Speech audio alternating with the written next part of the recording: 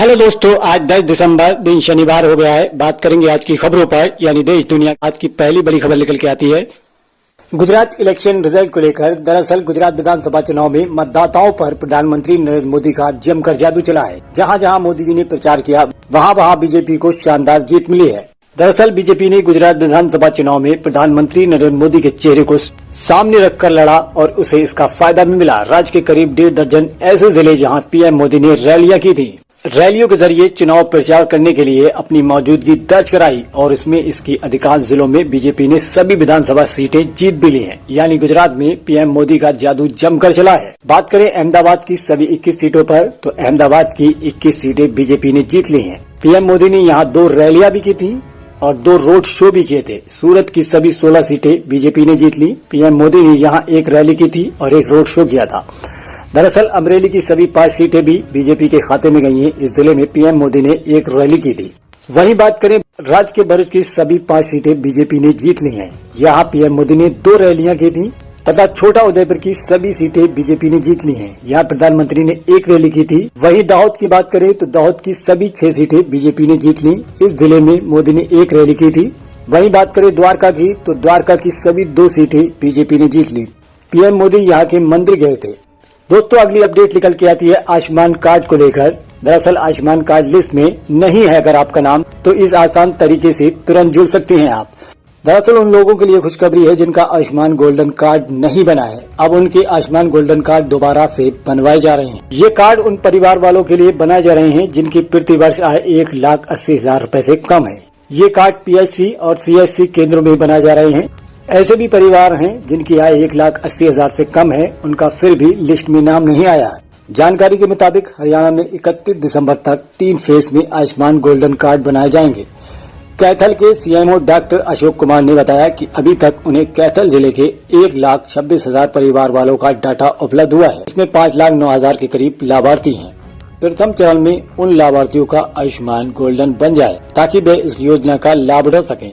वहीं डॉक्टर अशोक कुमार ने यह भी कहा कि मुख्यमंत्री ने 21 नवंबर को कहा था कि जिन परिवार वालों की प्रति वर्ष आय 1,80,000 से ज्यादा है, वे अपनी आय ADC विभाग में आवेदन कर वेरीफाई करवाकर योजना का लाभ उठा सकेंगे। उन्होंने कहा कि उन परिवार वालों को डाटा इकट्ठा कर रहे हैं जिनकी प्रति वर्ष आय परिवार पहचान पत्र में 1,80,000 है। इसके अनुसार ही आयुष्मान गोल्डन कार्ड बनवाया जाएगा। गौरतलब है कि जब सरकार द्वारा आयुष्मान गोल्डन कार्ड बनाने शुरू किए गए थे, तो कुछ लोगों का कहना था कि जिन लोगों की प्रति वर्ष आय 1,80,000 से ज्यादा थी, उन परिवार वालों को आयुष्मान गोल्डन कार्ड बनाए गए हैं। जो गरीब परिवार से हैं, उनका कार्ड बना नहीं है। अब उन परिवार वालों के लिए खुशखबरी है। अब उन गरीब परिवार वालों के भी आयुष्मान गोल्डन कार्ड बन जाएंगे। दोस्तों, अगली खबर निकल के आती है सरकारी योजना को लेकर। सिर्फ देना होगा आवेदन और देश के इन लोगों को मिलेंगे 50,000 रूपए। जाने सरकार की इस खास योजना के बारे में। दरअसल केंद्र की मोदी सरकार आम जनता के लिए विभिन्न तरह की योजनाएं चलाती है। छात्रों से लेकर किसान तक अनेकों योजनाओं का फायदा उठा रहे हैं।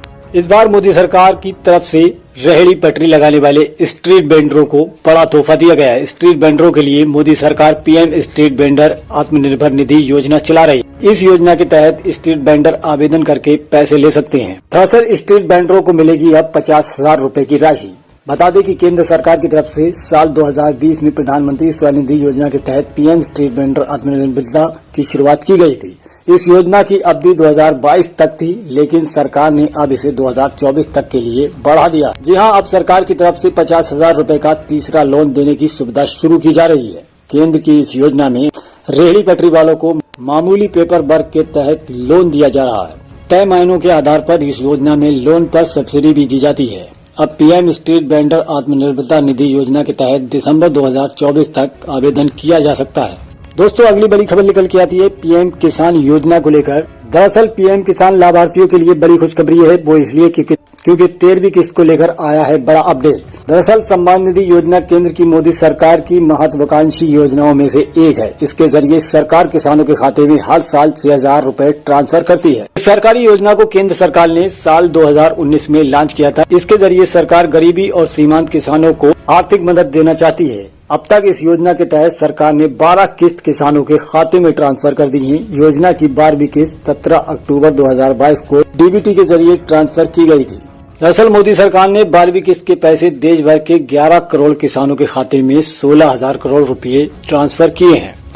12वीं किस्त के पैसे ट्रांसफर करने में सरकार को इस कारण लेट हो गया क्योंकि इस बार डॉक्यूमेंट वेरिफिकेशन के काम में बहुत वक्त लग गया था। अगर आपको 12वीं किस्त का लाभ मिल चुका है, आप 13वीं किस्त का इंतजार कर रहे हैं, तो बता दें कि सरकार दिसंबर के आखिरी या जनवरी की शुरुआत में जारी कर सकती है। पिछले साल सरकार ने 1 जनवरी को नई किस्त जारी की थी। आपको बता दें कि अब तक सरकार ने इसे लेकर कोई आधिकारिक बयान नहीं दिया है। ध्यान देने वाली बात यह है कि इस योजना का लाभ उठाने के लिए KYC की प्रक्रिया पूरी करना बहुत आवश्यक है। ये KYC आप PM किसान पोर्टल या नजदीकी कॉमन सर्विस से CSC में किसी भी जगह पर जाकर करवा सकते हैं। दोस्तों, अगली अपडेट निकल के आती है आफ्ताब श्रद्धा केस को लेकर। दरअसल श्रद्धा बालकर हत्याकांड आरोपी अफ्तार की मुश्किलें और बढ़ गई हैं क्योंकि 14 दिन के लिए बढ़ाई गई है जुडिशियल कस्टडी। श्रद्धा बालकर हत्याकांड के आरोपी आफ्ताब न्याय हिरासत को साकेत कोर्ट ने शुक्रवार को 14 दिन के लिए और बढ़ा दिया है। वर्चुअल कॉन्फ्रेंसिंग के जरिए उसकी कोर्ट में पेशी हुई। इस दौरान महरौली थाना पुलिस ने जांच अधिकारी में कोर्ट रूम में मौजूद रहे। दरअसल पुलिस ने कोर्ट में बताया कि श्रद्धा मामले में दिल्ली पुलिस की जांच चल रही है। उसके बाद साकेत कोर्ट ने आरोपी आफ्ताब की न्यायिक हिरासत को 14 दिन के लिए बढ़ा दिया।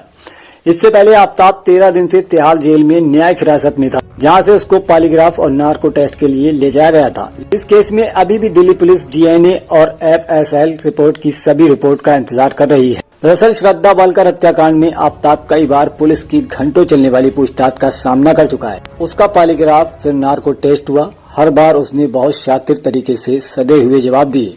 पुलिस अब तक की जांच में उससे कुछ भी नहीं पता लगा पाई है। पूछताछ के दौरान वह हर समय शांत दिखा, उसके चेहरे पर शिकन तक नहीं आई। दरअसल आफ्ताब पॉलीग्राफ के बाद नार्को टेस्ट का भी सामना कर चुका है। उसने नार्को टेस्ट में भी हत्या की बात कबूल कर ली है। नार्को टेस्ट के दौरान आफ्ताब से पूछा गया कि श्रद्धा का फोन कहाँ है, तो आफ्ताब ने जवाब दिया कि श्रद्धा का फोन उसने कहीं फेंक दिया था। आफ्ताब ने ये माना कि उसने गुस्से में आकर श्रद्धा की हत्या की थी।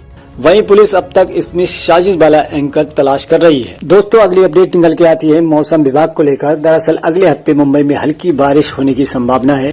IMD ने अपने 5 दिवसीय जिला पूर्वानुमान में कहा कि 12 दिसंबर को मुंबई के कुछ हिस्सों में गरज के साथ बारिश होने की संभावना है। दरअसल मौसम विभाग ने इस बात की वजह चक्रवाती तूफान होने की जानकारी दी है। बंगाल की खाड़ी में बना कम दबाव का क्षेत्र चक्रवात में तब्दील हो गया है। मौसम विभाग ने इसे साइक्लोन मंडोस नाम दिया है। इस चक्रवात से दक्षिणी राज्यों की अधिक प्रभावित होने की आशंका है। महाराष्ट्र और गुजरात सभी बेमौसम बारिश से प्रभावित हो सकते हैं। चक्रवात के तमिलनाडु के तट से टकराने की संभावना को देखते हुए 13 जिलों में ऑरेंज अलर्ट जारी कर दिया गया है। इस दौरान हवा की गति 65 किलोमीटर प्रति घंटे से 85 किलोमीटर प्रति घंटे